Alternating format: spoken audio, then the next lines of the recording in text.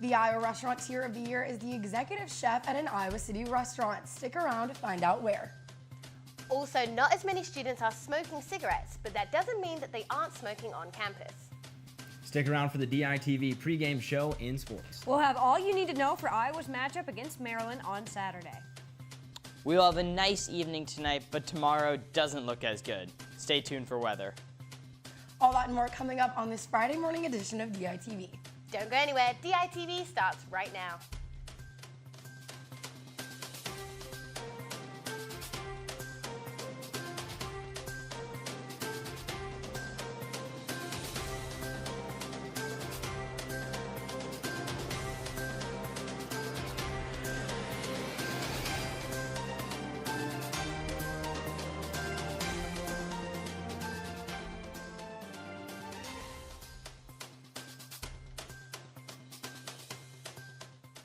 Good morning and thank you for tuning in on this Friday, October 19th edition of DITV. I'm Becca Scadden. And I'm Jahisha Thomas. Iowa City area is home to the Iowa Restaurateur of the Year. Susanna Kluster has more. I love the immediacy of what I was able to produce. That's Benjamin Smart, the recent winner of the 2018 Iowa Restaurateur of the Year. Ben is the executive chef of both the Iowa City and Solon Big Grove restaurants. Ben is a graduate of the University of Iowa, but life took him in a different direction than his geoscience degree when he finally decided to go back to his dream of becoming a chef after he finished college. Yeah, I just kind of enjoyed the aromas of the kitchen. It's just so tactile. You can literally smell and see and touch things. So that's why I really started loving it. So what has driven Ben to be successful and win this award? I think over the past 5 years that my work and my ability to lead teams and grow teams and foster talent has, for one, allowed us to get to a point where we can open another restaurant, because it's all about human capital, right? Like, we could throw money at it. I could come up with an idea for a restaurant or a new theme for a menu or whatever, but if I don't have people to work it, it's not going to work. So because I've been able to build some really talented cooks, continue to foster their growth and put them in a position to be successful, that's what's allowed me to open another restaurant. Reporting from Big Grove in Solon, Iowa, I'm Susanna Koster, DITV News. The university faces new issues in keeping campus a tobacco-free zone. Since campus became a no-smoking zone in 2008, the percent of students who smoke cigarettes has gone down 11%.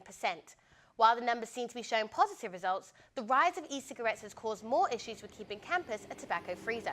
Since 2016, the number of students who use e-cigarettes has gone up over 16%.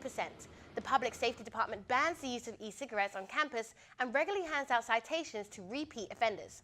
So far in 2018, UI police have issued 14 citations. Flying drones on campus is normally a no-go without express permission. The Office of Risk Management has made it easier for people to request the right to fly. The updated office website focuses on making the process more efficient and user-friendly for local drone owners.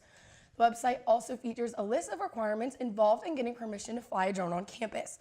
Drone activity is regulated on campus, so the university is able to ensure the drones are being used in ways that academically support the university. With the help of the streamlined process, the College of Engineering has begun to look into teaching drone programming and operation to students. Professor of Industrial and Systems Thomas Schnell believes the uses of drones could bring research to campus and could benefit students. The new website is active and ready to be used by any local drone owners. Well, Jahisha, we've got homecoming this weekend, lots of events going on, and I'm hoping we're still going to have some nice weather. Yes, please let that sunshine just stay here for a little bit longer, especially for those Hawks to hopefully get that win. Let's toss it over to Dylan to see what he has in store for the weather. Thanks, Becca and Jahisha. The weather has been definitely nice these last 2 days, and just in time for homecoming. But unfortunately, the report doesn't look as promising for game day tomorrow. At the time of kickoff tomorrow in Kinnick Stadium, the weather looks to be 47 degrees with partly cloudy skies. Seems not too bad, right? Actually, no. The weather will have winds up to 24 miles per hour out of the northwest, so kickers and punters must be aware of these conditions. It will be interesting to see whether or not these factors play a factor in the outcome of tomorrow's game. But before we get ahead of ourselves, looking at this morning, we will see a temperature of 49 degrees with cloudy skies. Moving into tonight for the parade, there will be clear skies with a temperature of 55 degrees. Now as we move into our extended 5-day forecast, tomorrow we will see a high of 50 and then that low of 28 with partly cloudy skies and then those winds I mentioned. Sunday, we bring sunny skies with a high in the 50s and a low of 39 degrees. As our weeks begin on Monday, we have partly cloudy skies with a temperature in the 60s and a low in the mid-30s. Tuesday, we have sunny skies again with our high in the mid-50s and a low in the lower 30s. Now Wednesday, we have partly cloudy skies with our high again in the mid-50s and a low in the high 30s. Well, while the game day forecast doesn't look as nice, we'll be in for a pleasant night tonight as the homecoming parade rolls through the streets of downtown. Guys at the desk, back to you. The Iowa City Pedestrian Mall may soon be a historical landmark. The Iowa City Historic Preservation Committee issued a survey to the community in an attempt to decide if the downtown mall area is deserving of historical status. If the area is deemed a landmark, the city would receive federal tax credit and exemption from tax on improvements made to the area. Reaching historical status would also benefit local businesses. The Preservation Committee will seek further action depending on the results of the survey.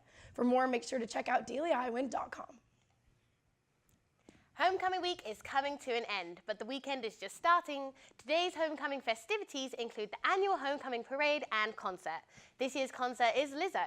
If you're looking for free entertainment tonight, stop by the Pentacrest and check it out.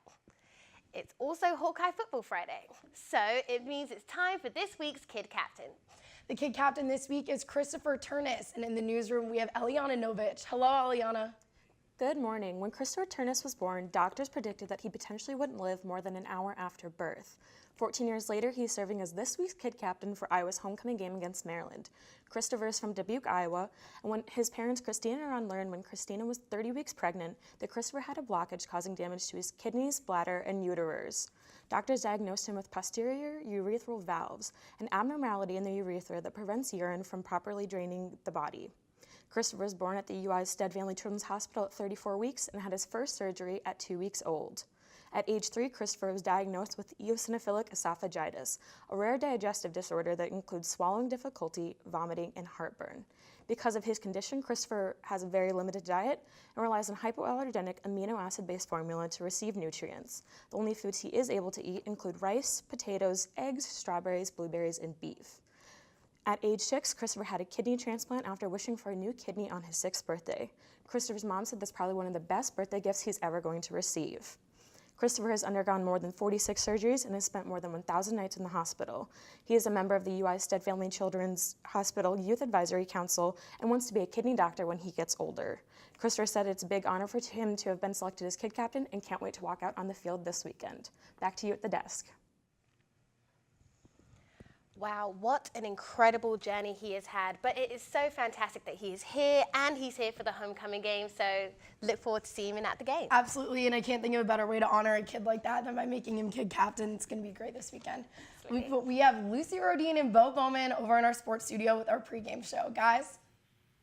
Hello and welcome back to the DITV pregame show. I'm your host, Beau Bowman, and joined as always by Lucy Rohden. So good to be back. I know it's only been a week, but it always feels so long. But we've got another good matchup this week as Maryland comes to town for a Big Ten game against the Hawks.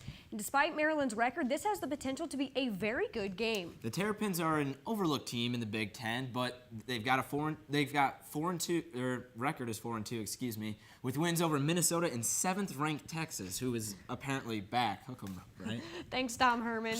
Well, they've got a fast-paced offense headlined by running back Ty Johnson. Last week, Johnson became only the 4th Terrapin ever to gain 4,000 career all-purpose yards. And he tends to play well in big games. He had a 98-yard kick return for a touchdown against then 15th-ranked Michigan and a 100-yard one against Ohio State last year. Popped off some big runs against a lot of good teams, and that's something, you always have to be where you need to be if you're trying to guard against big plays. So, I think it's going to be challenging. They got a big old line and really good running back, so you got to be prepared. It all comes down, they got an experienced offensive line, and then they got 3 backs that can hit you for big ones at any time. I think they're averaging 241 on the ground a game, and they got the 3rd most explosive plays in the run game in college football. So they run downhill, they're fast guys, and it's going to be a big challenge for us, but it's something we're looking forward to because we feel our strength is stopping the run.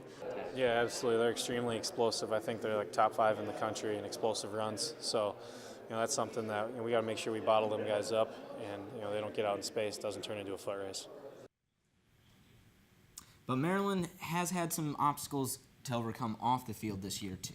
Yeah, unfortunately that is correct. Head coach DJ Durkin was placed on administrative leave before the season started after one Terrapin football died during an off-season workout. Maryland has yet to make a decision, but the findings into the investigation of the culture surrounding the football program are expected to be released within the next week. And Lucy, you and I spoke with Durkin and a couple Maryland football players at Big Ten Media Day, and it seemed even there some of the football players didn't quite agree with Durkin on some serious philosophical issues. Let's take a look.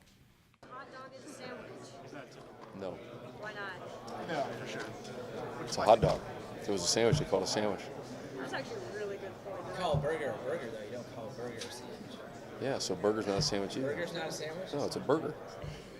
when you look on a menu, it says sandwiches, and it lists what sandwiches they have, right? And then burger or hot dog, it's different. Okay. Is a hot dog a sandwich? Yeah. Why? I